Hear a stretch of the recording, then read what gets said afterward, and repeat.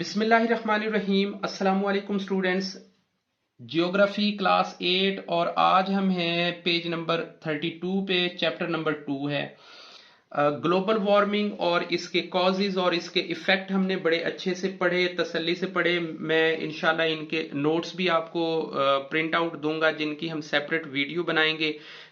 मेरी कोशिश है कि पहले हम बुक की स्टडी को कंप्लीट कर लें और देन 2 से 3 वीडियोस के अंदर हम इनके MCQs, fill in the blanks और शॉर्ट और लॉन्ग क्वेश्चंस को अलहदा क्वेश्चन वाइज डिटेल के साथ करें। अभी आज हम रीड करेंगे पेज नंबर 32 पे पैराग्राफ जो रिलेटेड है how global warming is affecting biodiversity. Biodiversity basically हयातियाती लाइफस्टाइल होता है, हयातियाती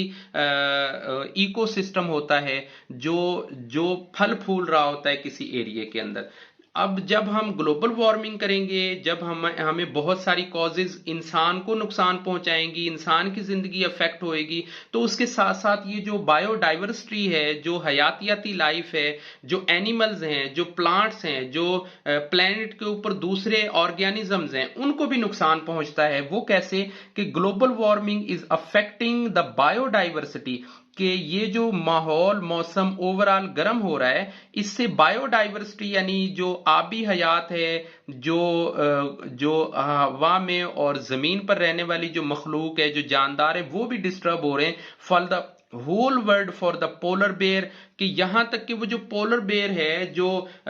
नॉर्दर्न और साउदर्न पोल्स के ऊपर होता है वो भी, और the marine turtles in Africa, और अफ्रीका के अंदर जो मैरीन यानी पानी के अंदर जो रहने वाले कछुए हैं वो तक अफेक्ट इसके अंदर हो रहे हैं। अकॉर्डिंग टू द WWF यानी world wide fund of the nature, वो ये कहते हैं, लिविंग प्लैनेट रिपोर्ट, जिनकी ये प्लैनेट रिपोर्ट है 2022 की, 2022 की, the world has lost 69% of the all mammals, के तकरीबन 69% तमाम मैमल, फिश, बर्ड, रेप्टाइल और एम्फीबियन पॉपुलेशन कम हुई है इन 50 सालों के अंदर। ये उनकी जनरल एक रिपोर्ट है जो कि बड़ी सीरियस है इस एंगल में, कि एम्फीबिया कहते हैं उन जानदारों को जो पानी के अंदर भी रहने की सलाहियत रखते हो और खुश्की के ऊपर भी रहने की सलाहियत रखते हो, लाइक फ्रॉग है, तो ऐसे कुछ जानदार को हम एम्फीबिया कहते हैं। मैमल्स कहते हैं उनको जो दूध पिलाने वाले जो जो जानदार होते हैं, फिश, बर्ड्स, रेप्टाइल्स, जो रेप्टाइल कहेंगे वो जो रिंग के चलते हैं, जैसे स्नेक है, जैसे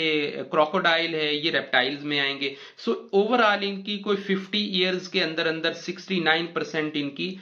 जो स्पेशीज हैं वो कम हुई हैं, खत्म हुई हैं। Planet depend on the variety of the life. Sorry. It is believed that the world is experiencing, और ये यकीन से कहा जा सकता है कि दुनिया एक्सपीरियंस कर रही है, यानी वर्ल्ड एक्सपीरियंस हो रहा है the 6th mess extinction event का। अच्छा, 6th मैस का मतलब, मैस को हम कहेंगे कि ओवरऑल एज ए होल जब कोई चीज नापैद होती है, एक्सटिंक्ट का मतलब होता है किसी चीज का खत्म हो जाना। अब अगर हम हिस्ट्री को देखते हैं तो हमारे सामने पता चलता है कि अब से पहले 5 ऐसे टाइम गुजरे हैं जिनको हिस्टोरियंस ने और जियोग्राफियंस और जियोग्राफी का नॉलेज रखने वालों ने उनको 5 कैटेगरीज में डिफाइन किया कि दुनिया से कोई 60%, 70%, 50%, 30% किस तरह से जो स्पेशीज हैं, जो एनिमल्स हैं या जो चीजें हैं वो कैसे खत्म हुई हैं। It is believed that the world is experiencing the 6th mass extinction event, और ये कहा जा सकता है कि जिस तरीके से ये प्लैनेट रिपोर्ट है जिसमें 50 इयर्स के अंदर 69% animals, mammals, fish and reptile और एम्फीबियंस खत्म हो गए, तो ये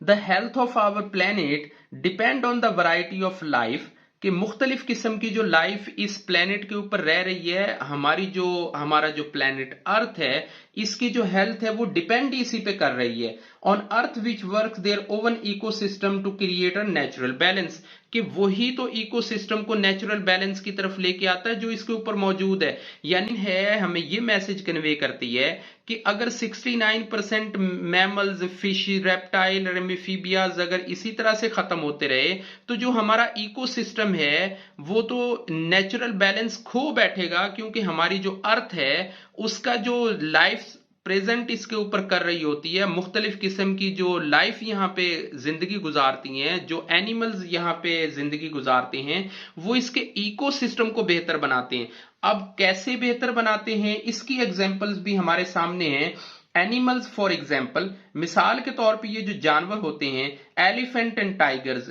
एलिफेंट और tiger support the growth of the vegetation, कि ये सपोर्ट करते हैं वेजिटेशन का मतलब दरख्तों के फलने फूलने को, ग्रीनरी को, ग्रास को, प्लांट्स को, फ्रूट्स को, स्पेशली ट्री और खास तौर पे दरख्तों को। ट्रीज हेल्प एब्जॉर्ब कार्बन, के जो दरख्त हैं वो ये सलाहियत रखते हैं कि वो हमारी कार्बन डाइऑक्साइड गैस को एब्जॉर्ब करते हैं, which release in the atmosphere rise the earth temperature. If tiger are removed from the forest in India, अगर इंडिया के जंगलों से ये जो टाइगर है ये निकल जाते हैं, इनको रिमूव कर देते हैं, then people will destroy the habitat. Okay, फिर जो इंसान है वो तो तबाह कर देंगे सारे हैबिटेट को, जो वो जंगल का, वुड का जो हैबिटेट होगा, दूसरे एनिमल्स का होगा, to remove trees from the forest, और ये डिफॉरेस्ट्रेशन की तरफ निकल पड़ेंगे और उससे जंगल खत्म हो जाएंगे। कार्बन डाइऑक्साइड जो है वो बैलेंस अपना पूरा नहीं रख सकेंगे पौधों की वजह से। If elephant are removed from the African rain forest, और अगर अफ्रीका के रेन फॉरेस्ट वुड्स के अंदर से एलिफेंट को हम निकाल देते हैं, the forest will be lose the store of the carbon, और ये जो फॉरेस्ट हैं ये